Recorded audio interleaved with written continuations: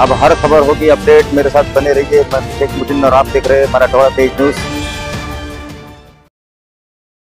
नमस्कार, आदाब, मैं हूं शेख मोहसिन और आप देख रहे हैं मराठवाड़ा तेज न्यूज़ क्राइम अपडेट। बाइक चोरी की जो घटना है औरंगाबाद शहर में बढ़ चुकी है, इसको देखते हुए पुलिस ने अपनी कमर कस चुकी है और आरोपियों को धर दबोचने की प्रक्रिया शुरू कर दी है।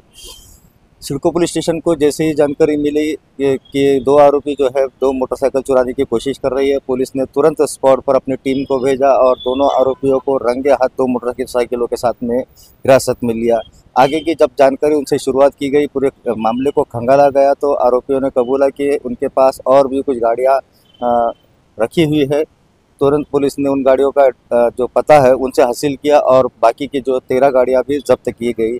इस तरीके से पुलिस सिडको पुलिस स्टेशन में 15 गाड़ियां जब्त की गई है। आगे की जब जानकारी पुलिस ने पूरे मामले की और भी बारीकी से जांच की, तो पता चला कि इनके ऊपर कई मामले ऐसे दर्ज है।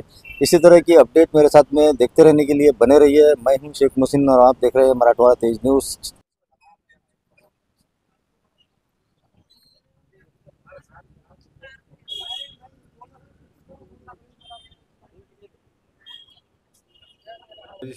457/2025 कलम 303/2 भारतीय न्याय संहिता यामध्ये